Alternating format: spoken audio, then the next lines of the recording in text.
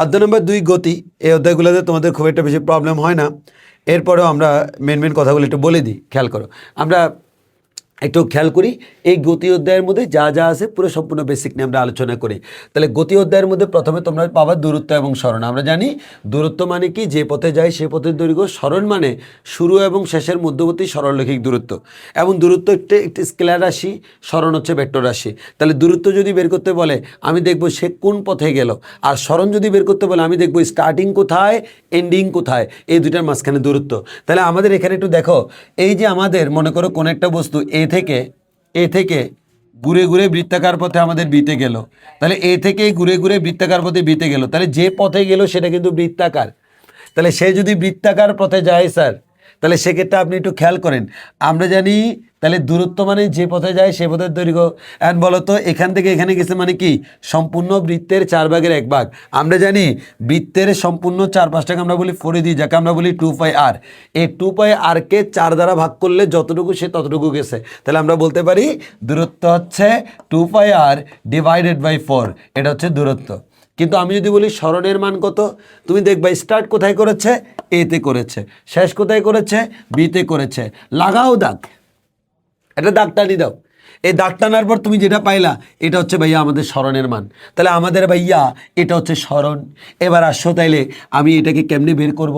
তো এটাকে বের করার জন্য বৃত্তাকার পথে খুবই ইজি, কারণ বৃত্তের ব্যাসার্ধ তোমাকে দিয়ে দিবে। তো ব্যাসার্ধ যদি দিয়ে দে ভাইয়া, দেখো তো এটাও ব্যাসার্ধ, এটাও ব্যাসার্ধ, তুমি এটা বের করবা। তাহলে এটা একটা সমকোণী ত্রিভুজ। তো আমি কাকে ইউজ করব, পিথাগোরাসকে। সো পিথাগোরাসকে ইউজ করলে আমি এখান থেকে বলতে পারবো যে লম্ব স্কয়ার প্লাস ভূমি স্কয়ার সমান হচ্ছে অতিভুজ স্কয়ার। এখান থেকে আমরা বলতে পারি এবি সমান হচ্ছে √r স্কয়ার প্লাস আর স্কয়ার। তাহলে আমি সেটাই করলাম, এবি সমান হচ্ছে, এবিটা হচ্ছে সরণ, এটা হচ্ছে √r স্কয়ার প্লাস আর স্কয়ার, যেটাকে আমরা ক্যালকুলেশন করে √2r লিখতে পারি। এবার আসো ভাইয়া, যদি তোমাকে এরকম বলা হয়, আমি বললাম আমি এখান থেকে হাঁটা শুরু করলাম, খেয়াল করো, আমি এখান থেকে হাঁটা শুরু করলাম, আমি বললাম আমি হেঁটে হেঁটে সামনে গেলাম, আবার একটু পিছনে আসলাম। এবার আমি বললাম আমার অতিক্রান্ত দূরত্ব কত, সরণ কত। মানে লাইক এরকম আমি তোমাকে বললাম যে আমি এখান থেকে 10 মিটার গেলাম, এরপর আমি আবার পিছন দিকে আসলাম হচ্ছে 3 মিটার, পিছন দিকে আসলাম 3 মিটার। এখন আমি বললাম আমার অতিক্রান্ত দূরত্ব কত। তাহলে খেয়াল করো অতিক্রান্ত দূরত্বের কোনো দিক নেই, তুমি গেছো মানে হচ্ছে সেটাকেই বিবেচনা করতে হবে। তাহলে প্রথমে গেছো 10, এরপর গেছো 3, এর মানে 10 আর 3 মিলে 13, এটা হচ্ছে তোমার দূরত্ব। আর সরণ যদি বলো না, এবার তুমি দেখবে স্টার্ট কোথায়, এখানে, শেষ কোথায়, এখানে। তাহলে এই মাঝখানে দূরত্ব হচ্ছে সরণ। তাহলে পুরোটা যদি 10 হয়, এটা যদি 3 হয়, এটা হবে কত মিটার, 7 মিটার। তো আমি এখানে এটাই দেখাইলাম যে এ থেকে একজন লোক বিতে গেল, দেন বি থেকে আবার এখানে সিতে রিটার্ন আসলো। তাহলে যেহেতু বিপরীত দিকে রিটার্ন এসেছে, তাহলে সেক্ষেত্রে আমরা কি বলতে পারি, দূরত্ব মানে প্রথমে এ থেকে বিতে গেছে এবি, এরপর বি থেকে সিতে গেছে বিসি, দূরত্ব। কিন্তু সরণ যখন চিন্তা করবো, আমি চিন্তা করবো এ থেকে স্টার্ট করেছে, সিতে শেষ করেছে, এ থেকে সি পর্যন্ত, এটা আমার সরণ, এর মানে সরণ হচ্ছে এসি। ক্যালকুলেশন কীভাবে করতে পারি, এবি থেকে বিসি বিয়োগ করলে আমি এসি পেয়ে যাব। এবার আসো ভাইয়া আমরা একটু সামনের দিকে আগাই। এখন আসো এবার আমরা তোমাদেরকে একটা গুরুত্বপূর্ণ জিনিস শেখাবো, সেটা হচ্ছে গড় বেগ বা গড় দ্রুতি। এখন আমরা জানি বেগ মানে সরণ বাই সময়, গড় বেগ মানে মোট সরণ বাই মোট সময়, দ্রুতি মানে দূরত্ব বাই সময়, গড় দ্রুতি মানে হচ্ছে মোট দূরত্ব ডিভাইডেড মোট সময়। এগুলো হচ্ছে বেসিক ফর্মুলা, এগুলো দিয়ে তুমি গড় দ্রুতি বা গড় বেগ খুব সহজে বের করে ফেলতে পারবা। কিন্তু আমি তোমাকে তিনটে সিচুয়েশন ক্লিয়ার করে দিব, সব একটু খেয়াল করো। 3টে সিচুয়েশন তোমাকে মনে রাখতে হবে এমসিকিউর জন্য, কারণ এখন আমি যেটা করাবো এটা রিটেনে খুব একটা আসে না, এমসিকিউতে আসে। তার জন্য আমরা ফর্মুলা মুখস্থ করে রাখবো। আগে সিচুয়েশন বোঝো। আমাদের সিচুয়েশন নাম্বার 1, কোনো একটা বস্তু এখান থেকে স্টার্ট করলো, এখানে গেল, আমার এই বস্তুটা এখান থেকে এখানে সমতরণে গেল। যদি আমার বস্তু সমতরণে যায়, তাহলে আমার গড়বেগ বা গড় দ্রুতির সূত্র কি? সেক্ষেত্রে গড়বেগ বা গড় দ্রুতির সূত্র হচ্ছে আদিবেগ প্লাস শেষ বেগ ডিভাইড বাই 2। এর মানে আদিবেগ এবং শেষ বেগকে যোগ করে 2 দ্বারা ভাগ করো, তাহলে তুমি পেয়ে যাবা তার গড়বেগ বা গড় দ্রুতি। এবার আসো ভাইয়া 2 নাম্বার, যদি তুমি বলো কোন একটা বস্তু এ থেকে বিতে গেছে, আবার বি থেকে সিতে গেছে, মানে আমি প্রথমে এ থেকে বিতে গেলাম, এরপর বি থেকে সিতে গেলাম। এখন বলে দিলাম আমি যে এ থেকে বিতে গেছি, এ থেকে বি পর্যন্ত এই দূরত্বটা হচ্ছে এস, তাহলে বি থেকে সি দূরত্বটা এস, মানে আমি এস বলে দিব না, আমরা বলে দিব এই দুটো দূরত্ব সমান। তাহলে এ থেকে বিতে যাওয়া আর বি থেকে সিতে যাওয়া দুটো দূরত্ব কেমন? সমান। কিন্তু আমি বললাম কি এ থেকে বি পর্যন্ত আমি যাওয়ার সময় B1 সম পেয়ে গেছি, মানে আমি প্রথমে এ থেকে বিতে যাওয়ার সময় আমি গেছি B1 বেগে, এরপর বি থেকে সিতে আমি গেছি B2 বেগে। তাহলে দুই জায়গার দূরত্ব সেম, কিন্তু আমি দুইটা ভিন্ন ভিন্ন ব্যাগে গেলাম। এক্ষেত্রে তোমাকে পরীক্ষায় শুধুমাত্র এই ব্যাগের মানগুলো দেওয়া থাকবে, আর কিচ্ছু বলা থাকবে না। পরীক্ষায় এরকম বলবে যে কোনো বস্তু দুইটা সমান সমান দূরত্ব এত বেগে এবং এত বেগে অতিক্রম করে, গড় দ্রুতি কত। এখন তোমাকে যদি গড় দ্রুতি জিজ্ঞেস করে তাহলে সেক্ষেত্রে তুমি কি করতে পারবা? 2b1b2 divide by b1 plus b2 মুখস্থ করে রাখবা। কি বললাম? 2b1b2 divide by b1 plus b2। Like এরকম আমি বললাম আমি দুইটা সমান সমান দূরত্ব অতিক্রম করব। প্রথমটা অতিক্রম করলাম হচ্ছে 2, পরেরটা অতিক্রম করলাম হচ্ছে 3 বেগে। তাহলে প্রথমটা 2 ms ইনভার্স 1, পরেরটা 3 ms ইনভার্স 1। তাহলে আমার গড় দ্রুতি কত হবে? 2 ইন্টু 3 ডিভাইড বাই 2 প্লাস 3, এর মানে 2b1b2 divide by b1 plus b2। এবার আরেকটা প্রশ্ন করি তোমাকে, আমি এখান থেকে যাত্রা শুরু করলাম, আমি বললাম যে পরীক্ষায় প্রশ্ন করলাম যে একজন লোক এ থেকে যাত্রা শুরু করে বিতে গেল 5 ms ইনভার্স 1 বেগে, এরপর বি থেকে এতে রিটার্ন করলো 7 ms ইনভার্স 1 বেগে। তাহলে আমি গেছি 5-এ, আসছি 7-এ। এবার বললাম যে গড় দ্রুতি কত। কারণ অনেকে ঝামেলা করে বসে থাকে যে ভাইয়া আমি যদি এখন গড় দ্রুতি বের করতে যাই তাহলে তো আমাকে তো এখানে বলা নেই সমান দূরত্ব কিনা। আরে বোকা, আমি এ থেকে বিতে গেলাম, আবার বি থেকে এতে আসলাম, তোমার কি মনে হয় আমার দূরত্ব কি সেম না? এর মানে ডাইরেক্ট আমাকে বলে নেই সেম, কিন্তু আসলে সেম। তাহলে আমার যাওয়া এবং আসা এই দুটো দূরত্ব হচ্ছে ভাইয়া কি সেম। যেহেতু যাওয়া এবং আসা এই দুটো দূরত্ব সেম, তাহলে আমরা খুব ইজিলি এখান থেকে বলতে পারি দূরত্ব সমান। তো দূরত্ব সমান, যাওয়ার সময় গেছে 5, আসার সময় 7, তাহলে আনসার কি হবে? 2 into 5 into 7 divide by 5 plus 7, সে যা পাবো তাই আনসার। এটা হচ্ছে আমার সমান দূরত্ব ভিন্ন সময় অতিক্রম করলে। এবার আসো ভাইয়া সমান সময়ে ভিন্ন দূরত্ব অতিক্রমে গড় দ্রুতি। সমান সময় কিন্তু দূরত্বটা ভিন্ন ভিন্ন, তাহলে সমান সময়ে যদি ভিন্ন ভিন্ন দূরত্ব অতিক্রম করে সেক্ষেত্রে কি হবে সেটা নিয়ে আমরা একটু কথা বলছি, সবাই একটু খেয়াল করো। সমান সময়ে ভিন্ন ভিন্ন দূরত্ব অতিক্রমে গড় দ্রুতি। তাহলে দেখো ভাইয়া আমার এ থেকে আমি এবার বিতে গেলাম, বি থেকে সিতে গেলাম আগের মতো, এবার কিন্তু দূরত্ব সেম না, কি সেম? সময় সেম। এ থেকে বিতে যতক্ষণ লাগছে বি থেকে সিতে ততক্ষণ লাগছে, মানে সময়টা সেম কিন্তু এবার দূরত্বটা ভিন্ন ভিন্ন। দুইটা ভিন্ন দূরত্ব আমি একই সময়ে পৌঁছাইলাম, তবে ব্যাগ একটা হচ্ছে B1 একটা হচ্ছে B2। যদি এরকম দেখো তাহলে ডাইরেক্ট মুখস্থ B1 plus B2 divide by 2, এটা হচ্ছে তোমার গড় দ্রুতি। তাহলে আমরা আশা করি ব্যাপারটা ক্লিয়ার করতে পারলাম। অনেকে এখানে প্রশ্ন করে যে ভাই আপনি এখানে গড় ব্যাগটা কেটে দিয়ে গড় দ্রুতি কেন লিখলেন? দেখো দ্রুতি লিখলাম এই কারণে, কারণ দ্রুতিটা দিকের উপর নির্ভর করে না। যেমন একটু আগে আমি যে ম্যাথটা করেছিলাম এখান থেকে এখানে গেলাম আবার রিটার্ন আসলাম, গড় দ্রুতি বলার কারণে এটা হয়েছে। গড় ব্যাগ হলে কিন্তু দিকের কথা মাথায় রাখতে হতো। আমি একই দিকে চলতে থাকলে কোনো অসুবিধা নেই, দ্রুতি আর ব্যাগ সেম, কিন্তু আমি যখন দিকটা চেঞ্জ করব তখন কিন্তু দ্রুতি আর ব্যাগের মধ্যে ঝামেলা হয়ে যায়। যেমন একটু আগের ম্যাথটা এখান থেকে স্টার্ট করলাম এখানে গেলাম, আবার এখান থেকে স্টার্ট করলাম এখানে গেলাম। এবার যদি প্রশ্ন করি গড় ব্যাগ কত, আনসার কিন্তু 0, কারণ তুমি আগের জায়গায় আবার রিটার্ন আসছো মানে তো তোমার টোটাল অতিক্রান্ত স্মরণটাই তো 0, স্মরণ 0 মানে হচ্ছে গড় বেগ তো আমাদের 0ই হবে, ওই জন্য আমি গড় দ্রুতি বলেছি। হ্যাঁ, আর যদি একই দিকে চলমান থাকে মানে দিক চেঞ্জ না করে তাহলে গড় দ্রুতি আর গড় বেগের মধ্যে কোনো পার্থক্য নাই। এবার আসলে আমরা এই দুটো একটু এক্সপ্লেইন করে দিই, যদি কখনো বাই চান্স রিটেনে আসবে না, যদিও আসে তাহলে তুমি প্রসেসটা জানতে পারবো অথবা জানার জন্য জানতে পারো। তো আমরা যে কোনো জায়গায় তোমাকে যদি গড় দ্রুতি বের করতে বলে বা গড় বেগ বের করতে বলে, তুমি মোট অতিক্রান্ত দূরত্বকে মোট সময় দ্বারা ভাগ করবা। তাহলে প্রথমত আসো আমরা এটা অ্যানালাইসিস করি। আমার এ থেকে বিতে যাই দূরত্ব S, B1, যেহেতু একই দূরত্ব আমি দুটো ভিন্ন বেগে যাচ্ছি, মনে করো দূরত্ব সেম কিন্তু আমি একবার জোরে যাচ্ছি একবার আসতে যাচ্ছি, সময় কি সেম লাগবে? অবশ্যই না, একবার T1 একবার T2। তাহলে আমি যদি বলি গড় বেগ মানে কি মোট অতিক্রান্ত দূরত্ব, বলো তো আমি এ থেকে কি করছি প্রথমে S এরপর S, তাহলে মোট অতিক্রান্ত দূরত্ব 2S। সময় কত? প্রথমে লাগছে T1 এরপরে T2, এর মানে T1 প্লাস T2। তাহলে আমি যদি এবার তোমাকে বলি তাহলে গড় বেগ কত, তাহলে এখান থেকে 2S divide by T1 plus T2 পাইলাম। এখন অনেকে বলবে হয়েই তো গেল, না হয় নাই, কারণ আমার এখানে প্রশ্নের মধ্যে B1 B2 ছাড়া কোনো কিছু দেওয়া থাকবে না। যদি S এবং T দেওয়া থাকে তাহলে এক লাইনই শেষ। এখন আমাকে যে কাজটা করতে হবে এটাকে বিতে কনভার্ট করতে হবে। কিভাবে? তো আমি তো জানি এখানে কি ফর্মুলা, S=VT, তাহলে B1 T1। তাহলে বলো তো T1 সমান কি বলা যাবে? S/B1, তো আমি সেটাই করলাম, T1 এর জায়গায় S/B1, T2 এর জায়গায় S/B2। এবার দেখো উপরে S, নিচে দুইটার মধ্যে S আছে, S কমন নিলে S S কাটাকাটি যাবে, তাহলে আমার থাকবে এটা উপরে থাকবে 2, এখানে 1/B1 plus 1/B2 equals to 2। এবার এখানে আমরা লসাগু নিচ্ছি, লসাগু নিলে B1 B2, লসাগু নিলে B2 প্লাস B1, আমি এটাকে উল্টাই দিলে 2B1 B2 divided B1 plus B2 চলে আসছে। এবার আসো পরেরটা যদি তুমি একটু করে দেখো ভাইয়া, দেখো গড় বেগ সমান মোট দূরত্ব ডিভাইডেড মোট সময়, তো আমার এখানে মোট দূরত্ব S1 প্লাস S2 লিখলাম, মোট সময় এবার কিন্তু T সেম, তাহলে এটাও T, তাহলে 2T। এবার আমরা জানি S ইকুয়ালস টু কি VT, তাহলে S1 এর জায়গায় আমরা লিখলাম B1T, S2 এর জায়গায় লিখলাম B2T। এবার তোমার এখান থেকে T কমন নিলে T কাটাকাটি, তাহলে B1 plus B2 divide by 2।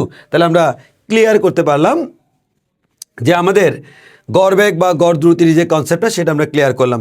এবার আসো কোনো একটা বস্তু যদি বৃত্তাকার পথে ঘুরে, কোনো একটা বস্তু বৃত্তাকার পথে ঘুরলে সেটা কী হবে, একটু এটা নিয়ে আমাদের এমসিকিউতে প্রশ্ন হয়। একটা বস্তু বৃত্তাকার পথে ঘুরলো, তাহলে বৃত্তাকার পথে যদি ঘুরে তোমাকে একটু মাথায় রাখতে হবে এই বৃত্তাকার পথে চলমান বস্তু প্রত্যেকটা বিন্দুতে তার বেগের মান হচ্ছে ওই বৃত্তাকার পথের স্পর্শক বরাবর। এই যে এই বৃত্তাকার পথের স্পর্শক বরাবর হচ্ছে তার বেগের ডিরেকশন। এর মানে এখানে এই বরাবর বেগের দিক, এখানে এই বরাবর বেগের দিক, এখানে এই বরাবর বেগের দিক। এখন ভাইয়া ব্যাগের দিক এক এক জায়গায় এক এক রকম স্পর্শক বরাবর। এখন আমি বললাম যে এখানে ব্যাগের মান বি, এখানে ব্যাগের মান বি, এখানে ব্যাগের মান বি, সবগুলো সেম। এখন এটাকে কিন্তু তুমি সমবেগ বলবে না, এটার নাম কি সমদ্রুতি, কিন্তু এটাকে আমি সমবেগ বলতে পারবো না, এটা সমবেগ না, এটা সমবেগ না। কেন সমবেগ না? কারণ ব্যাগ একটা ভেক্টর রাশি, ভেক্টর রাশির মান তিনভাবে পরিবর্তন করা যায়, মান পরিবর্তন করে, দিক পরিবর্তন করে, মান ও দিক উভয়টাকে পরিবর্তন করে।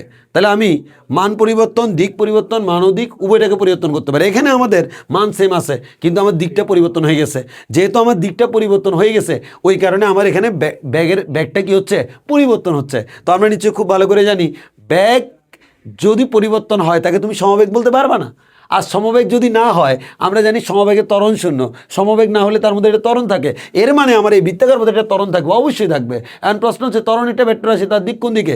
এই বৃত্তাকার পথে ত্বরণের দিকটা হচ্ছে কেন্দ্রের দিকে কাজ করে, কেন্দ্রের দিকে কাজ করে বলে এই ত্বরণটাকে আমরা বলি কেন্দ্রমুখী ত্বরণ। এই কথাগুলোই আমরা এখানে লিখে দিয়েছি, এটা তো রিটেনের জন্য, এটা এমসিকিউর জন্য লাগতে পারে। এবার আসলে আমরা তো জানি ত্বরণ মানে কি, বেগের পরিবর্তন ডিভাইড বাই সময়, যেটাকে আমরা A সমান B minus U by T বলতে পারি। এবার আসো গতির সমীকরণ, গতির সমীকরণে আমরা টোটাল সমত্বরণের ক্ষেত্রে মনে রাখবা এই চারটা সূত্রই কিন্তু সমত্বরণের, এই চারটা সূত্রই কিন্তু আমাদের সমত্বরণের সূত্র। আর সমবেগের সূত্র হচ্ছে একটা, সেটা হচ্ছে S ইকুয়ালস টু BT। আর এখানে মাথায় রাখতে হবে যদি কখনো মন্দন বলে দে তাহলে A ঋণাত্মক হবে, আর A যদি ঋণাত্মক হয় তাহলে আমি বুঝে নিব যে সেটা মন্দন। এবার আসা হচ্ছে আমাদের টিতম সেকেন্ডে অতিক্রান্ত দূরত্ব, টিতম সেকেন্ডে অতিক্রান্ত দূরত্ব তুমি ডিরেক্ট এটা দিয়ে বের করে ফেলতে পারবা। এটা দ্বারা আমরা বোঝাচ্ছি STTH মানে টিতম। তাহলে টিতমর শূন্য সূত্র হচ্ছে U plus half two T minus 1। U মানে আদিবেগ, এ মানে ত্বরণ, টি মানে হচ্ছে কততম। তো তুমি মান বসালে ডাইরেক্ট আনসার পেয়ে যাবা। তবে ভাইয়া দিস ইজ ইউর শর্টকাট, 9-10-এ তুমি এটাকে রিটেনে ব্যবহার করতে পারবা না। তোমাকে যেটা করতে হবে ভাইয়া, এই ম্যাথ যদি পরীক্ষা আসে তাহলে তোমাকে যে কাজটা করতে হবে ভেঙে ভেঙে করতে হবে। সো কীভাবে করতে হবে? মনে করো তোমাকে 14তম বের করতে বলেছে, তাহলে তুমি যে কাজটা করবা 14 সেকেন্ডে অতিক্রান্ত দূরত্ব বের করবা। তাহলে 14 সেকেন্ডে অতিক্রান্ত দূরত্বকে আমি নাম দিলাম S14। এরপর তুমি 13 সেকেন্ডে অতিক্রান্ত দূরত্ব বের করবা, তাকে নাম দিলাম S13। বিয়োগ করে যা পাবা তাই অ্যান্সার। এর মানে ভেঙে ভেঙে করতে হবে। তাহলে 14তম মানে হচ্ছে 14 সেকেন্ড থেকে 13 সেকেন্ড বিয়োগ করব। তাহলে টিতম মানে কি, টি সেকেন্ড থেকে টি মাইনাস 1 সেকেন্ড বিয়োগ করো, মানে যততম বলবে তত সেকেন্ড থেকে তার আগের সেকেন্ডে অতিক্রান্ত দূরত্বকে বিয়োগ করে দিব। তাহলে আমাদের এখানে ঠিক সেম কাজটাই করলাম। এবার আসো ভাইয়া আমরা দ্বিঘাত সমীকরণের সমাধানটা জেনে নিই। এটা তো খুবই ইম্পর্টেন্ট, কারণ আমাদের বিভিন্ন ম্যাথ আছে, বাঘ হরিণের ম্যাথ, তারপর হচ্ছে আমাদের যে তোমার যে কি বলে বাঘ হরিণের ম্যাথ আছে, বাসের ম্যাথ আছে, লোকের ম্যাথ আছে। ওগুলোতে এই দ্বিঘাত সমীকরণ সমাধান করার আগে একটু জেনে রাখবা AX² plus BX plus C equals to 0 যদি কোনো সমীকরণ হয়, X² আগে যেটা আছে তার নাম A, X এর আগে যেটা আছে তার নাম B, আর এখানে যেটা থাকবে তার নাম হচ্ছে ধ্রুবক C। এদেরকে বসালে তুমি আনসার পেয়ে যাবা। এখানে সবসময় যে আমার এখানে X থাকবে তা না, যেমন আমাদের ফিজিক্সের মধ্যে এখানে এক্স থাকে না, এখানে কি থাকে, টি থাকে। তো এক্সের জায়গায় যদি তোমার টি থাকে তাহলে তুমি এখান থেকে এক্সের জায়গায় কার মান পাবা, টি এর মান পাবা, দ্যাটস ইট। এবার মনে রাখবা এই যে এখানে রুটের ভিতর খেয়াল করো বি স্কোয়ার মাইনাস 4ac আছে। যদি কখনো তুমি দেখো বি স্কোয়ার মাইনাস 4ac মান শূন্য থেকে ছোটো চলে আসছে, মানে নেগেটিভ ঋণাত্মক মান, তাহলে তোমাকে আর ম্যাথ করা লাগবে না, তুমি এমনিতেই বুঝে যাবা এখান থেকে জীবনও কোনো আনসার আসবে না। তাহলে কি বললাম, বি স্কোয়ার মাইনাস 4ac এর মান যদি লেস দেন 0 হয় তাহলে ওই সমীকরণে কোনো সমাধান পাওয়া যাবে না, ওই সমীকরণে কোনো সমাধান পাওয়া যাবে না। এবার আসো ভাইয়া আমরা একটু কিছু ম্যাথের কনসেপ্ট তোমাদেরকে বলে দিই। নাম্বার 1, বাঘ হরিণ বা যে গাড়ির ম্যাথগুলো আছে সেই ম্যাথগুলো নিয়ে আমরা প্রথমে কথা বলি। তো বাঘ হরিণ বা গাড়ির ম্যাথে তোমরা তো প্রথমে যে কাজটা করতে হবে এটা হচ্ছে একবারে বেসিক জিনিস, তোমাকে প্রথমে এখান থেকে একটা চিত্র আঁকে ফেলতে হবে। যেমন তোমাকে বলে দিল এখানে বাঘ আছে, বাঘের সামনে 10 মিটার সামনে একটা হরিণ আছে। এবার বাঘ এখান থেকে রওনা দিল, হরিণ এখান থেকে রওনা দিল। তো বাঘ যাচ্ছে সমতরণে, হরিণ যাচ্ছে সমবেগে, কে কখন ধরবে। সো এগুলো থেকে তোমাকে আসলে জেনারেলি তোমাকে অ্যানালাইসিস করে করে ইকুয়েশান বের করতে হবে, সেটাকে সলভ করবা। অ্যান্ড আমাদের মেইন থিম যেটা সেটা হচ্ছে যদি জিজ্ঞেস করে মিলিত হবে কি না, মানে অথবা বাঘ হরিণকে ধরতে পারবে কি না, তাহলে সেক্ষেত্রে আমরা কী করব, সেক্ষেত্রে আমরা টি এর মান বের করব। টি এর মান যদি এরকম আসে, টি এর মান একটা আসলো -5 সেকেন্ড আর একটা আসলো টি এর মান -7 সেকেন্ড, এর মানে কি সময় তো ঋণাত্মক হতে পারে না, এর মানে এটাও হবে না এটাও হবে না, এর মানে টি এর কোনো মানই হবে না। এর মানে নিশ্চয়ই তাদের মিলন হবে না, তাদের দেখা হবে না, তারা একজন আরেকজনকে ধরতে পারবে না, তাদের সাক্ষাৎ হবে না। এখন সেটা হচ্ছে এটার জন্য। এখন ভাই একটু খেয়াল করে দেখো, এখন যদি আমরা বলি ভাইয়া যে আমরা তোমাকে বলে দিলাম যে না ভাইয়া -5 সেকেন্ড, যেটা একটু ভালো করে খেয়াল করে দেখো, এই যে -5 সেকেন্ড আর -7 সেকেন্ডের মধ্যে 5টা হচ্ছে প্লাস, এর মানে আমরা বলতে পারবো এটা বাস্তব এটা অবাস্তব, তাহলে এটা হবে না 5 সেকেন্ড, এর মানে 5 সেকেন্ড পর তাদের সাক্ষাৎ হবে। যদি আমার দুইটাই প্লাস আসে এর মানে 5 সেকেন্ড এবং 7 সেকেন্ড পর তাদের দেখা হবে বা সাক্ষাৎ হবে। এখন যদি পরীক্ষায় প্রশ্ন করে কয়বার মিলিত হবে বা কতবার দেখা হবে, তাহলে সেক্ষেত্রে তুমি টি এর মান বের করবা। যদি দুইটা বাস্তব আনসার আসে তাহলে 2বার দেখা হবে, যদি একটা বাস্তব আনসার আসে তাহলে একবার দেখা হবে। এবার আমি তোমাকে একটা বাঘ হরিণের ম্যাথ দিলাম, তো সেই বাঘ হরিণের ম্যাথে তোমাকে বললাম যে বাঘ আর হরিণের কয়বার সাক্ষাৎ হবে। তো তুমি ম্যাথ করে বের করলা যে টি এর মান হচ্ছে 5 সেকেন্ড এবং 7 সেকেন্ড। বলো তো তাহলে বলো বাঘ আর হরিণের কয়বার সাক্ষাৎ হয়েছে, 2বার না 1বার? আরে মিয়া বাঘ কি এত খারাপ যে সে হরিণকে প্রথমবার ভাবার পর ছাড়ে দিবে? সে তো হরিণকে প্রথমবার ভাবার পর খাইই ফেলবে, তাহলে সেকেন্ডবার সাক্ষাৎ হওয়ার কোনো ওয়ে নেই। যদি বাঘ রোজা থাকে ভিন্ন কথা। এখন আসি, এখন কয়বার মিলিত হবে বললে আমরা এই স্টাইলে সলভ করতে পারবো। হ্যাঁ, এবার কিছু ম্যাথ আছে, ব্রিজের ম্যাথ। মনে করো এটা হচ্ছে একটা ব্রিজ, এখান থেকে এই পর্যন্ত এতটুকু হচ্ছে একটা ব্রিজ। এবার বলল একটা গাড়ি তাকে এই ব্রিজটা অতিক্রম করতে হবে। তো গাড়ি যদি ব্রিজ অতিক্রম করে, ব্রিজের দৈর্ঘ্য মনে করা হচ্ছে 100 মিটার। আমার কাছে একটা গাড়ি আছে, এই গাড়ির দৈর্ঘ্য হচ্ছে মনে করো 2 মিটার। এখন আমি বললাম গাড়ি ব্রিজ অতিক্রম করবে। তো এই ধরনের ম্যাথে আসলে তোমরা যে কাজটা ভুলটা করো, গাড়ি ব্রিজ অতিক্রম যদি করতে হয় দূরত্ব কিন্তু 100 না, দূরত্ব হচ্ছে 100 + 2 মানে হচ্ছে 102 মিটার ধরে ম্যাথ করতে হবে। কারণ এই গাড়িটা ব্রিজ অতিক্রম করবে মানে হচ্ছে সেই ব্রিজ থেকে বের হবে, তাহলে সেক্ষেত্রে আমাকে অবশ্যই গাড়ির দৈর্ঘ্য সহ বিবেচনা করতে হবে। মনে করো গাড়ির মাথা আগে ছিল এখানে, ব্রিজ অতিক্রম করার পর গাড়ির মাথা এখানে, তাহলে গাড়ির দৈর্ঘ্য প্লাস ব্রিজের দৈর্ঘ্য এই দুটো হিসাব করতে হবে। তো তোমরা একটু জাস্ট আমি সহজে লিখে দিলাম যে ব্রিজের যে ম্যাথগুলা সেগুলোতে ব্রিজের দৈর্ঘ্য এবং গাড়ির দৈর্ঘ্যকে যোগ করে তার নামই হবে আমাদের কি এস। এবার দেখি হচ্ছে আমাদের কুয়াতে ঢিল ফেলার ম্যাথ। আমাদের এখানে কুয়ার প্রশ্নগুলো কীরকম হবে একটু খেয়াল করে দেখো। আমাদের এখানে মেইন যেটা হবে, এই যে আমার কুয়াটা আছে, এই কুয়াটার মধ্যে মনে করো এতটুকু পানি আছে। এখন তুমি যে কাজটা করলা, এই কুয়ার উপর থেকে একটা পাথর ছেড়ে দিলা, তাহলে ব্যাপারটা কি হবে দেখো তো। কুয়ার উপর থেকে একটা পাথর ছেড়ে দিলে এই পাথরটা যখন কুয়ার তলদেশে পানিতে পড়বে তখন তোমার কি মনে হয় এটা শব্দ করবে না? অবশ্যই করবে। ওই যে শব্দটা, ওই শব্দটা তোমার কানে আসতে কতক্ষণ সময় লাগবে এরকম প্রশ্ন করবে। তাহলে একটু ব্যাপারটা খেয়াল করো তো, ঘটনা কি ঘটে। এই জায়গা থেকে এই জায়গা থেকে আমি পাথরটাকে ছেড়ে দিয়েছি, তাহলে আমার এখান থেকে নিচের দিকে পড়েছে কে? পাথর। বলো পড়েছে কে? পাথর। তাহলে পাথর উপর থেকে নিচে পড়েছে, তাহলে পড়েছে পাথর, হয়েছে শব্দ। সেই শব্দ কি করেছে? এখানে যখন শব্দ তৈরি হলো সেই শব্দটা এবার উপরে উঠে আসলো। খেয়াল করো, এখানে যখন শব্দ তৈরি হলো আমি কিন্তু এখানে আসি, মনে করো আমি এখানে আসি, আমি এখান থেকে পাথরটাকে ছাড়লাম, তাহলে এই পাথরটা এখানে পড়ে যে শব্দটা হলো এই শব্দটা কিন্তু উপরে উঠতে একটা টাইম লাগবে। এখন আমাকে পরীক্ষার প্রশ্ন এটাই করছে যে আমি পাথরটাকে ফেললাম, তার কতক্ষণ পর আমি শব্দ শুনবো। তাহলে খেয়াল করো তো ঘটনা কী ঘটলো? পাথরটা ছাড়লাম, নিচে পড়লো, শব্দ করলো, একটা সময় লাগলো। সেই শব্দটা আবার উপরে উঠে আসছে, একটা সময় লাগলো। এরপর আমি কানে শুনছি। তাহলে আমি বলতে পারি একটা কুয়ার উপর থেকে যখন আমি একটা ডিলকে ছেড়ে দিব কতক্ষণ পর আমি শব্দ শুনতে পাবো? তাহলে সেক্ষেত্রে তোমাকে দুইটা সময় বের করতে হবে, একটা হচ্ছে নামার সময় আর একটা হচ্ছে উঠার সময়। কিন্তু মনে রাখতে হবে নামে কে? নামে হচ্ছে পাথর, আর উঠে কে? উঠে হচ্ছে শব্দ। তাহলে আমাকে মাথায় রাখতে হবে পাথর নামে, পাথর নামার সময় সমতরণে নামে, আর শব্দ উঠে, শব্দ উঠার সময় সমবেগে উঠে। তাহলে আমরা একটু খেয়াল করে দেখি কি করব। তাহলে আমি ধরে নিলাম যে এই কুয়ার যেখানে গিয়ে আঘাত করে এই এতটুকু যে গভীরতা, এটাকে আমি নাম দিলাম হচ্ছে এইচ, এবং এখান থেকে আমি ডিলটা ছেড়ে দিয়েছি, এর মানে আদিবেগ হচ্ছে 0। তাহলে আমরা বলতে পারি H equals to UT plus half GD square. সময়টাকে আমি t1 ধরলাম, ওই কারণে এখানে আমরা t1 দিলাম। এবার আদিবেগের মান আমি এখানে 0 বসালাম, তাহলে এই সমান আমরা পাইলাম হচ্ছে হাফ GT1 স্কোয়ার। এরপর আমি এখান থেকে বজ্রগুণন করে বলতে পারবো 2h equals to GT1 square. এখান থেকে আমি t1 এর মান বলতে পারবো t1 ইকুয়ালস টু হচ্ছে √2h divide by g। t1 equals to √2h divide by g। এটা হচ্ছে পাথরটা পড়তে এতক্ষণ সময় লাগছে। এবার এই পাথরটা পড়ার পর ডিলটা উপরে উঠবে, তো ডিলটা উপরে ওঠার সময় কত বেগে উঠবে? বি বেগে। এই বি মিনস হচ্ছে, সরি ডিল না, শব্দ উপরে উঠবে। শব্দ উপরে ওঠার সময় যে বেগে উঠবে সেটা হচ্ছে শব্দের বেগ বি। তাহলে শব্দের বেগ যদি বি হয়, উপরে উঠতে যদি সময় লাগে t2, তাহলে আমরা বললাম উপরে উঠে আসতে যে সময় লাগবে এই অতিক্রান্ত দূরত্ব হচ্ছে এইচ। এইচ সমান হচ্ছে VT2, এস সমান বিটি ফর্মুলা। তাহলে আমি এখান থেকে বলতে পারি t2 সমান হচ্ছে এইচ ডিভাইড বাই বি। তাহলে এটা হচ্ছে পাথর পড়ার শব্দ, এটা হচ্ছে পাথর পড়ার সময়, আর এটা হচ্ছে শব্দ উঠার সময়। এখন তুমি যদি এই দুইটা সময়কে যোগ করো তাহলে মোট সময় পেয়ে যাবা।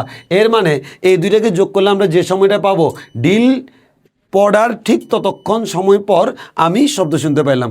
সো পরীক্ষায় এখানকার ম্যাথ দুইভাবে আসতে পারে সাধারণত। একটা হচ্ছে কত সময় পর শব্দ শুনতে পাবা সেটা জিজ্ঞেস করবে, অনেক সময় সময়টা বলে দিবে, তোমাকে প্রশ্ন করবে হচ্ছে শব্দের বেগ কত, সেটাও তুমি করতে পারবে, ইকুয়েশন সেম। এবার আসো আমাদের বুলেট তক্তাভেদ করার ম্যাথ।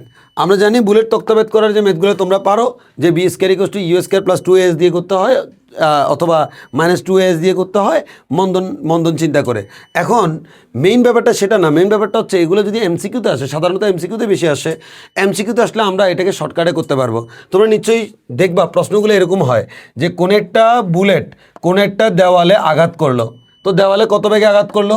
মনে করো বিবেগে আঘাত করলো। এরপর বলা হয় বুলেটটা দেওয়ালের ভিতর 5 সেন্টিমিটার প্রবেশ করার পর তার বেগ অর্ধেক হয়ে গেল। এর মানে তোমাকে বলে দে বুলেটটা দেওয়ালের ভিতর এস পরিমাণ প্রবেশ করলো, এস পরিমাণ প্রবেশ করার পর বেগ কত হয়েছে সেটা তোমাকে বলে দিবে। এরপর বলবে যে বুলেটটা দেওয়ালের ভিতর আর কত দূর প্রবেশ করবে। সো এখন আমাদের আর কত দূর প্রবেশ করবে এটা বের করতে অনেক টাইম লাগে, কিন্তু আমরা এমসিকিউতে খুব সহজে করে ফেলতে পারবো। কীভাবে? যদি বলে এতটুকু প্রবেশ করার পর ব্যাগ অর্ধেক হয়ে গেছে, কতটুকু? অর্ধেক। এই অর্ধেক বললে কিচ্ছু না, জাস্ট এসকে 3 দ্বারা ভাগ করে দিলে আনসার পেয়ে যাবা। আবার বলছি, যদি বলে এস দূরত্ব প্রবেশ করার পর ব্যাগ অর্ধেক হয়ে গেছে, তাহলে এসকে 3 দ্বারা ভাগ। আমি বললাম 5 সেন্টিমিটার প্রবেশ করার পর ব্যাগ অর্ধেক হয়ে গেছে, তাহলে আমি 5 সেন্টিমিটারকে 3 দ্বারা ভাগ করে যেটা পাবো সেটা হচ্ছে আমাদের আনসার, আর তত দূর প্রবেশ করবে। কিন্তু যদি আমাকে সেটা না বলে অনেক সময় বলে দে এস দূরত্ব প্রবেশের পর ব্যাগ 1/n গুণ হলো, যেমন মনে করো আমি বললাম যে এস দূরত্ব প্রবেশ করার পর ব্যাগটা 1/3 হয়ে গেল, 1/3। তাহলে ব্যাগ যদি 1/3 গুণ হয়, ব্যাগ যদি 1/3 গুণ হয়, তাহলে এই যে এটাকে আমি নাম দিচ্ছি 1/n। এই 1/n বলতে বুঝাচ্ছি 1/n, n মানে কিন্তু নিচেরটা।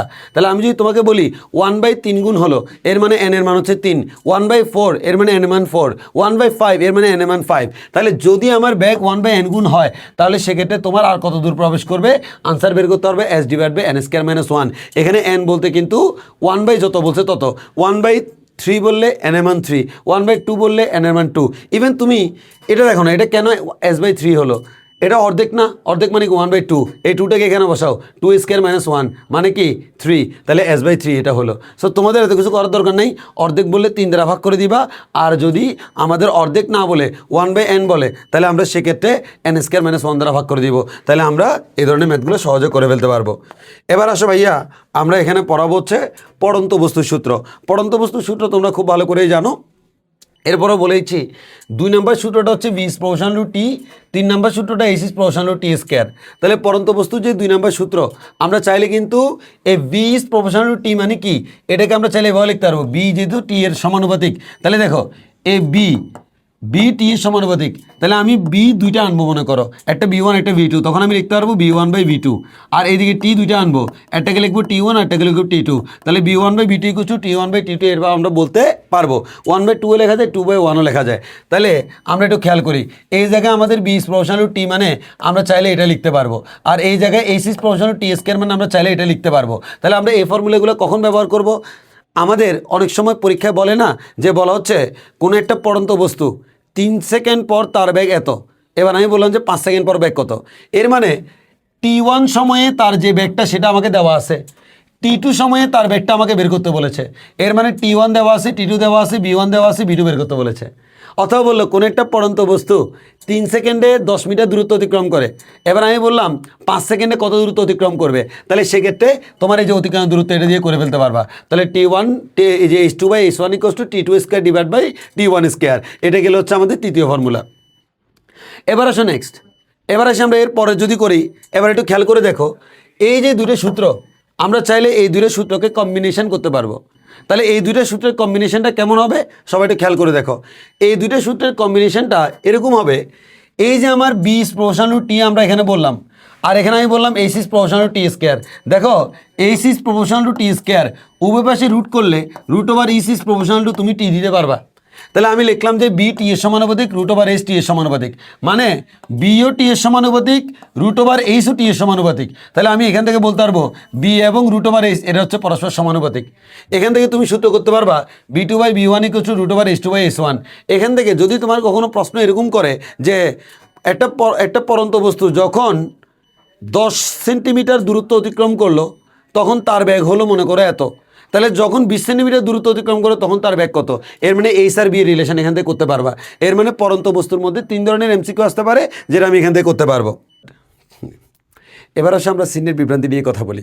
আমাদের সাধারণত গতির সূত্রগুলোর মধ্যে আমরা যে সূত্রগুলো জানি যে b = u + gt, b² = u² + 2gh, h = ut + ½ gt², h = u + b/2 × t, এই সূত্রগুলোর মধ্যে চিহ্ন নিয়ে অনেকে ঝামেলা করে। সো চিহ্নের কথাটা বলি, তোমরা দুইটা মুখস্থ করো, উপর থেকে বস্তু যদি নিচের দিকে যায় তাহলে আমাদের সবগুলা প্লাস চিহ্ন, আবার নিচ থেকে যদি বস্তু উপরের দিকে যায় তাহলে জি এর আগে মাইনাস চিহ্ন। ঘটনাটা একেবারেই সত্য।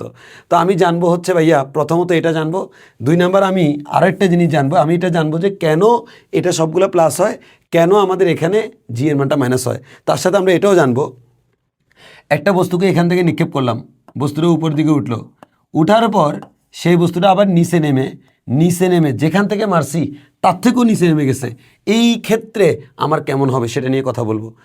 তারপর হচ্ছে একটা বস্তুকে আমি ভূমি থেকে নিক্ষেপ করলাম, নিক্ষেপ করার পর বস্তুটা উপরে উঠে আবার নিচে নামা শুরু করছে, যেখান থেকে নিক্ষেপ করছি তার আগের কোনো বিন্দু যদি আমি হিসাব করি তাহলে সেক্ষেত্রে ম্যাথটা কেমন করব। মানে লাইক এরকম, দেখো এ হাত থেকে আমি বস্তুটাকে নিক্ষেপ করলাম, উপর দিকে নিক্ষেপ করলাম, ছেড়ে দিলাম, তাহলে দেখো এখান থেকে নিক্ষেপ করলাম, উপরে উঠলো, আবার নিচে নামতে যেখান থেকে মারছি তার থেকেও নিচে নেমে গেছে, এটা হচ্ছে এটা। আর আরেকটা হচ্ছে কীরকম, দেখো এই দেখো নিচ থেকে মারলাম, উপর আমি নিচ থেকে মেরে উপরে ধরে ফেললাম, এর মানে নিচ থেকে মারছি তার আগে আমরা ধরে ফেলছি, এই ধরনের ম্যাথ হচ্ছে এটা। সো এখানে আসলে 4 ধরনের থাকতে পারে, প্রথম 2টা থাকলে তোমাদের কোনো অসুবিধা হয় না, সেকেন্ড 2টা থাকলে অসুবিধা হয়। সো আমি সেকেন্ড 2টা বোঝানোর জন্য প্রথম 2টা নিয়ে কথা বলবো। সো সবার আগে একটা জিনিস আমাকে বলতে হবে, সেটা হচ্ছে ভাইয়া আমরা কেন চিহ্নগুলো প্লাস মাইনাস দিই। আসলে সত্যিকার অর্থে চিহ্নগুলো প্লাস মাইনাস দিয়ে হচ্ছে ভেক্টরের কারণে। তোমরা জানো এই সূত্রগুলোর মধ্যে যে কয়েকটা ভেক্টর আছে তারা কে, একটা হচ্ছে এইচ কারণ সরণ, জি আমাদের ভেক্টর রাশি, আদি বেগ ভেক্টর রাশি, শেষ বেগ ভেক্টর রাশি। এই ভেক্টর রাশিগুলো যদি আমাদের তাদের দিক পরিবর্তন করে তখন আমার সূত্রের মধ্যে মাইনাস চিহ্ন আসে, কারণ ভেক্টর রাশির মধ্যে মাইনাস চিহ্ন বলতে বোঝায় তার দিকটা ঠিক উল্টা দিকে। এবার একটু সবাই মনোযোগ দিয়ে খেয়াল করো, আমি এদের দিক নিয়ে কথা বলবো, তবে তার আগে তোমাকে একটু বলে দিই এইচ নিয়ে আমরা অনেকে ঝামেলা করি। সো প্রথমত আসো এইচ মানে কি। প্রথমত আমি বলি এইচের মান কতটুকু। এইচের মান হচ্ছে শুরু যেখানে শেষ যেখানে এই দুইটার মধ্যবর্তী দূরত্বটা হচ্ছে এইচ, মানে হচ্ছে সরণ। তাহলে খেয়াল করো, আমি যদি তোমাকে বলি এখান থেকে বস্তুকে আমি এখান থেকে বস্তুকে আমি নিক্ষেপ করলাম, বস্তুটা মাটিতে পড়লো, তাহলে এখান থেকে নিক্ষেপ করলাম এখানে পড়লো, তাহলে এটার নাম কি এইচ। আচ্ছা, এখানে আমি এখান থেকে নিক্ষেপ করলাম, বস্তুটা এখানে উঠলো, তাহলে এখান থেকে মারলাম এখানে উঠলো, এই মাঝখানে দূরত্বটা হচ্ছে এইচ। এবার এখানে দেখো, এখান থেকে নিক্ষেপ করলাম উপরের দিকে, যেদিকে নিক্ষেপ করি শেষ পর্যন্ত বস্তু গেছে নিচে, তাহলে এখান থেকে মারলাম এখানে গেল, এখানে দেখো বস্তুটা কিন্তু উপরে উঠে সোজা নিচে নামছে, আমি আমার দেখানোর সুবিধাতে এটাকে ডানে আঁকছি, তাহলে নিচ থেকে বস্তুটা উপরে উঠে আবার নিচে নামলো। তুমি এত কিছু হিসাব করো না, তুমি চিন্তা করবা শুরু কোথায়, এখানে, শেষ কোথায়, এখানে, তাহলে এই মাঝখানের এটার নাম হচ্ছে এইচ।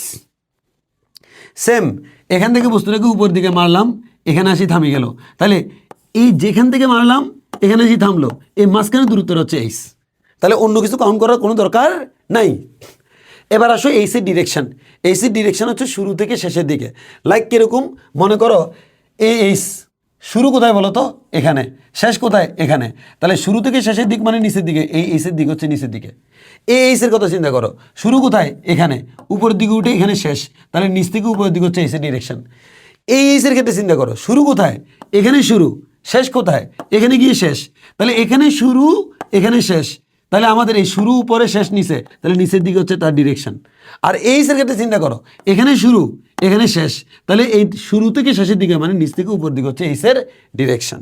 সো এইচের ডিরেকশন যদি বুঝে দাও, এবার আমি একটা একটা বলা শুরু করি।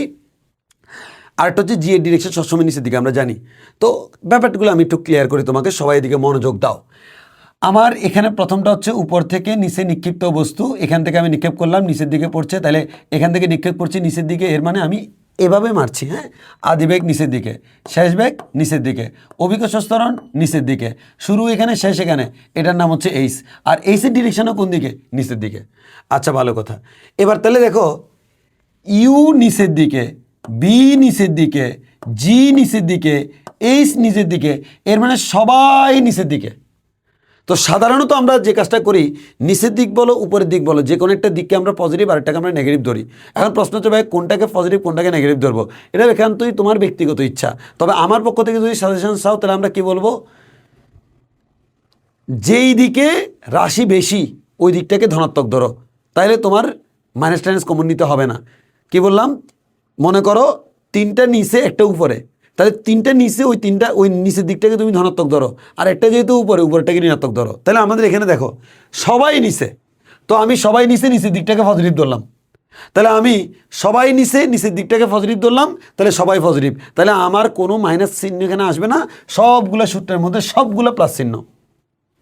এবার আসো এখানে, আমি নিচ থেকে বস্তুকে উপরের দিকে নিক্ষেপ করো, তাহলে আদি বেগ কোন দিকে বলো তো, উপরের দিকে, শেষ বেগ কোন দিকে ভাইয়া, উপরের দিকে, অভিকর্ষ স্তরণ নিচের দিকে, এইচ এখান থেকে এতটুকু, তবে এইচের ডিরেকশন হচ্ছে নিচ থেকে উপরের দিকে হচ্ছে এইচের ডিরেকশন। তাহলে আমি যদি বলি ইউ বি এইচ, এই তিনটা হচ্ছে উপরের দিকে আর জিটা হচ্ছে নিচের দিকে, তাহলে আমি বলেছি কাকে তুমি প্লাস ধরবা, যেটা বেশি, তাহলে বেশি হচ্ছে ইউ ভি এইচ, এগুলো বেশি, তাহলে উপরের দিকটা প্লাস ধরলাম, নিচের দিকটাকে মাইনাস ধরলাম। তাহলে নিচের দিকটাকে যদি আমি মাইনাস ধরি, নিচের দিকটাকে যদি আমি মাইনাস বি মানে নেগেটিভ ধরি, তাহলে আমার উপরের দিক পজিটিভ মানে সবাই প্লাস, তাহলে নিচের দিক নেগেটিভ, তাহলে নেগেটিভ, উপরের দিক প্লাস যদি হয় নিচের দিক নেগেটিভ, নিচের দিক নেগেটিভ মানে নিচের দিকে জি আছে, জিটা নেগেটিভ।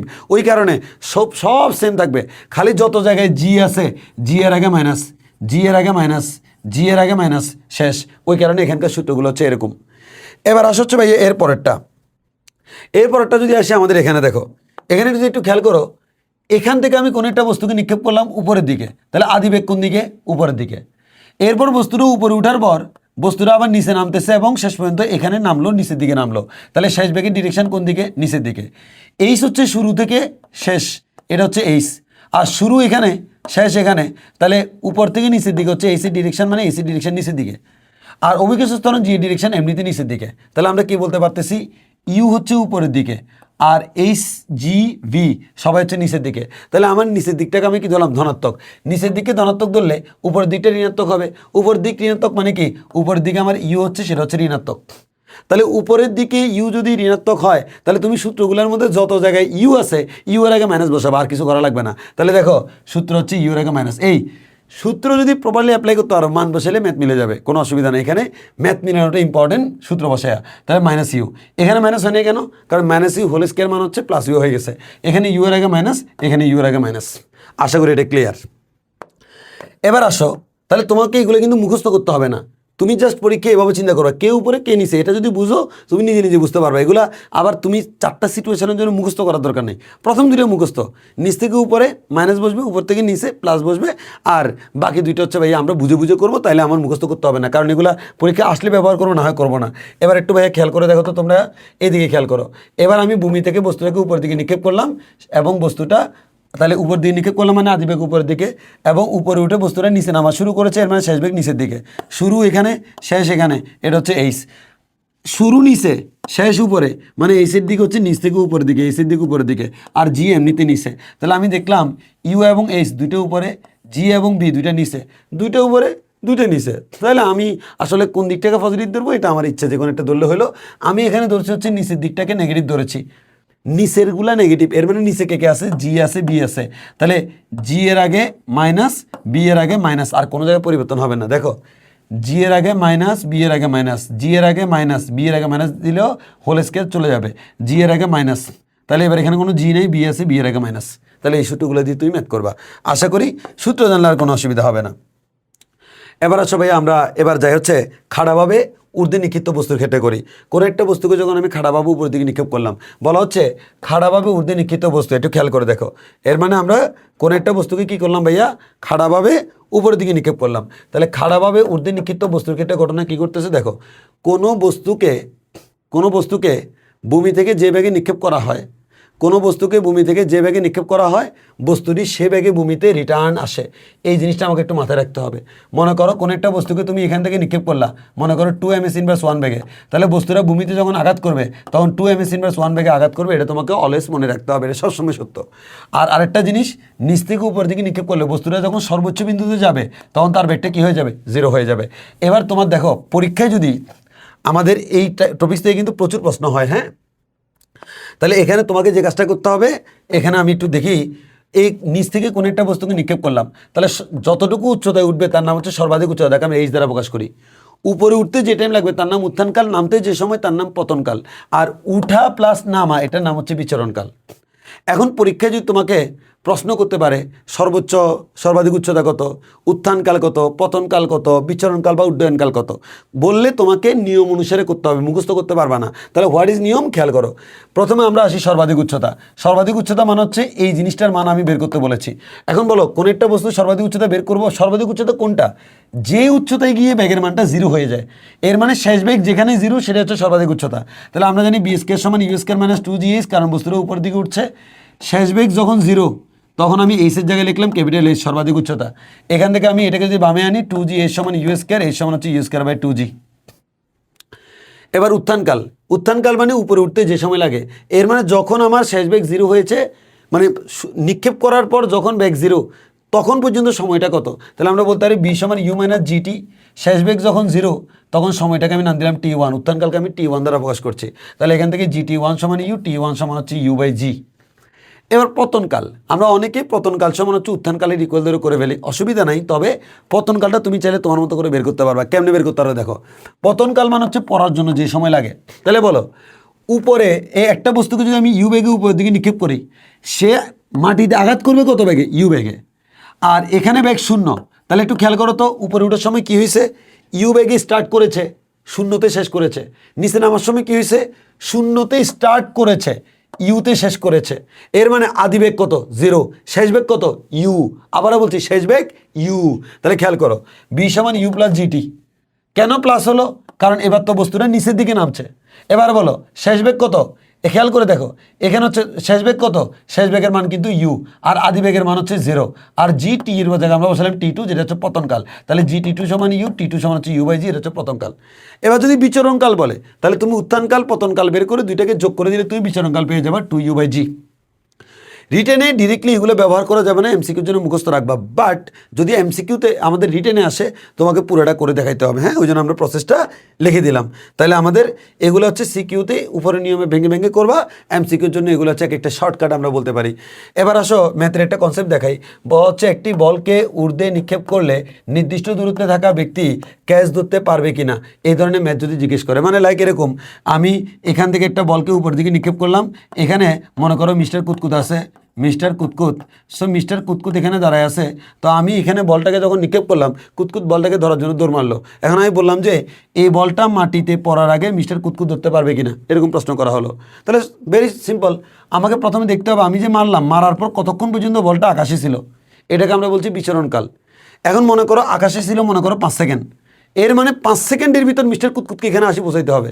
আর মিস্টার কুতকুতকে যদি এখানে আসতে 5 সেকেন্ডের থেকে বেশি সময় লাগে, তাহলে কিন্তু সে এটা ধরতে পারবে না। তাহলে আমরা যে কাজটা করব, বিচরণকাল বের করব, আর মিস্টার কুতকুত এখানে আসতে কতক্ষণ সময় লাগে সেটা বের করব। মনে করো আমি বললাম যে এই দূরত্বটা বলে দিল, সামনে এটা দূরত্ব, আর আমাকে দূরত্ব বলে দেয়, মিস্টার কুতকুতের বেগটা বলে দিল সমবেগ, তাহলে আমরা S equal to BT, T equal to S by B দিয়ে সময় বের করতে পারবো। এখন কুতকুতের আসার সময় আর আমাদের এইদিকে পতন, আমাদের যে বিচরণকালের সময়, এদিকে আমি কম্পেয়ার করব। তাহলে একটু খেয়াল করে দেখো, আমাকে এখানে বলা হচ্ছে বিচরণকাল ও দূরে থাকা ব্যক্তি ওই বিন্দুতে আসার সময় বের করব। এরপর লোকের সময় বিচরণকালের সমান বা কম হলে বল ধরতে পারবে। লোকের যে সময় লাগছে সেই সময়টা যদি বিচরণকাল যত তার থেকে কম হয় অথবা সমান ধরতে পারবে। হ্যাঁ, বিচরণকাল 5 সেকেন্ড, আমি 5 সেকেন্ডে আসছি অথবা 4 সেকেন্ডে চলে আসছি, তাহলে ধরতে পারবো, কিন্তু বিচরণকালের থেকে বেশি হলে আমরা ধরতে পারবো না। এবার আসে আমাদের গ্রাফ। লেখচিত্র থেকে গতির যে জিনিসগুলো যদি তুমি নির্ণয় করতে চাও, তোমাকে কয়েকটা জিনিস মনে রাখতে হবে। সেটা হচ্ছে এস ভার্সেস টি গ্রাফ থেকে তুমি ডাল বের করলে তার মান হচ্ছে ব্যাগ, এখান থেকে ক্ষেত্রফল বের করে কোনো লাভ নেই। বি ভার্সেস টি গ্রাফ থেকে ডাল বের করলে সেটা হচ্ছে ত্বরণ, আর ক্ষেত্রফল বের করলে সেটা হচ্ছে সরণ। আর এ ভার্সেস টি গ্রাফ থেকে ক্ষেত্রফল বের করলে সেটা হচ্ছে ব্যাগ। এখন অনেকে আবার এগুলো অনেক সময় মনে রাখতে পারে না, তো মনে রাখার জন্য আমি তোমাকে সহজ একটা নিয়ম বলে দিই। মনে রাখবা, ঢাল মান হচ্ছে ওয়াই বাই এক্স করলে যা পাবো তাই হচ্ছে ঢাল, আর ক্ষেত্রফল হচ্ছে এক্স ওয়াই করলে যেটা পাবো সেটা হচ্ছে ক্ষেত্রফল। এবার তুমি হিসাব করো। আচ্ছা বলো তো, এখানে শুধু ডাল বের করা যায়, তাহলে ডাল বের মানে কি Y by X, Y by X মানে কি সরণ বাই সময়। আচ্ছা বলো তো, দূরত্ব বা সরণকে সময় দ্বারা ভাগ করলে কি পাওয়া যায়, বেগ পাওয়া যায়, এর মানে ঢাল মান হচ্ছে বেগ। এবার এখানে আসো, আমি যদি ঢাল বের করতে চাই, তাহলে ঢাল মানে ওয়াই বাই এক্স, ওয়াই মানে বি ডিভাইড বাই টি। আচ্ছা বলো তো, ব্যাগকে সময় দ্বারা ভাগ করলে কি পাওয়া যায়, আমরা জানি ব্যাগকে সময় দ্বারা ভাগ করলে কি পাওয়া যায়, ত্বরণ পাওয়া যায়, এর মানে এটা ঢাল হচ্ছে ত্বরণ। এবার তোমাকে বলছে হচ্ছে ক্ষেত্রফল, ক্ষেত্রফল মানে কি এক্স ওয়াই মানে হচ্ছে বি এবং টিকে গুণ করো বিটি। আচ্ছা বলো তো কি সমান বিটি, এস সমান বিটি, এর মানে বিটি মানে হচ্ছে এস, ওই জন্য ক্ষেত্রফল হচ্ছে সরণ। আবার এখানে যদি আমরা বলি, এই যে আমাদের এখানে হচ্ছে ক্ষেত্রফল, তো ক্ষেত্রফল যদি আমরা বলি, তাহলে তোমরা আমাকে একটা কথা বলো তো, ত্বরণ সময় আমরা কি জানি, ব্যাগ বাই সময়, তাহলে ব্যাগ সমান কি জানি, ত্বরণ ইন্টু সময়। এখানে ক্ষেত্রফল মানে হচ্ছে এক্স ওয়াই মানে হচ্ছে এ ইন্টু টি, তাহলে বলো তো এ ইন্টু টি মানে আসলে কি বলো তো ব্যাগ, এর মানে এখানকার ক্ষেত্রফলটা ব্যাগ নির্দেশ করে। যদি কারো মনে না থাকে ঠিক সেম স্টাইলে বা মনে রাখতে পারো। এবার আসা হচ্ছে ভাইয়া, আমি যে ঢাল নির্ণয় করব সেই ঢাল নির্ণয়ের কনসেপ্টগুলো আমরা একটু বলে দিই। তাহলে একটু খেয়াল করো, ঢাল নির্ণয়ের বেসিক কনসেপ্টটা কি, ভেরি সিম্পল। যদি একবারে সহজ কথা মনে রাখবা, যদি কোনো একটা রেখা এক্স অক্ষের সমান্তরাল হয় তাহলে ঢাল 0, ওয়াই অক্ষের সমান্তরাল হলে ঢাল অসীম। আর যদি কোনো একটা সরল রেখা এক্স অক্ষের সাথে সূক্ষ্মকোণ তৈরি করে, তাহলে তুমি ওই সরল রেখা দিয়ে একটা ত্রিভুজ অঙ্কন করবা, তাহলে ঢাল মান হচ্ছে ওই ত্রিভুজের লম্ব বাই ভূমি। আর যদি রেখাটা এরকম হয়, মানে এরকম না হয়ে এরকম হয়, তাহলে ডাল সমান হচ্ছে মাইনাস লম্ব বাই ভূমি, একটা মাইনাস আসবে। তাহলে আমি আবার বলছি কিরকম, এরকম হলে 0, এরকম হলে অসীম, এরকম হলে লম্ব বাই ভূমি, এরকম হলে মাইনাস লম্ব বাই ভূমি। আবার বলছি 0 অসীম লম্ববায় ভূমি মাইনাস লম্ববায় ভূমি, আবার বলছি 0 অসীম লম্ববায় ভূমি মাইনাস লম্ববায় ভূমি। এটা মুখস্থ রাখলে হয়ে যাচ্ছে। এবার হচ্ছে ক্ষেত্রফলের জন্য মেইনলি দুইটা জিনিস লাগে, যে ত্রিভুজ লাগে হাফ ইন্টু ভূমি ইন্টু উচ্চতা, আয়তক্ষেত্র লাগে ভূমি ইন্টু উচ্চতা, আমরা জানি ওই জন্য লিখে নেই। ট্রাপিজিয়াম লাগে, ট্রাপিজিয়ামের ক্ষেত্রে ট্রাপিজিয়ামের দুইটা সমান্তরাল বাহু থাকবে, এই সমান্তরাল বাহু দুটোর দৈর্ঘ্য যদি এ এবং বি হয়, তাদের মাঝখানে দূরত্ব যদি এইচ হয়, তাহলে আমরা বলতে পারবো ট্রাপিজিয়ামের ক্ষেত্রফল সমান হচ্ছে half of A plus B into H, এর মানে হাফ অফ সমান্তরাল দুইটা বাহুর দৈর্ঘ্যের যোগফল ইন্টু লম্ব দূরত্ব। তাহলে তোমাদের যে কাজটা হবে সেটা হচ্ছে, এখানে যে আমরা কনসেপ্টগুলো দেখালাম আশা করি বুঝতে পারছো। এবার তুমি বিভিন্ন প্র্যাকটিস করার সময় আমার এটার সাথে কম্পেয়ার করো, এবং তুমি যদি মনে করো যে তোমার কোনো কিছু আসলে এক্সট্রা করে এখানে লিখে রাখা তোমার প্রয়োজন মনে হচ্ছে লিখে রাখবা, এই জিনিসটা বারবার পড়বা, একেবারে তুমি বোমের মতো আগে যাবা। কিসের মিসাইল, তুমি হচ্ছে আরও জোরে আগে যাবে, একবার হাইপারসনিক স্টাইলে যাবা। সো আজকের ক্লাস এতটুকু পর্যন্ত। ধন্যবাদ সবাইকে, আল্লাহ হাফেজ, আসসালামু আলাইকুম রহমতুল্লাহ।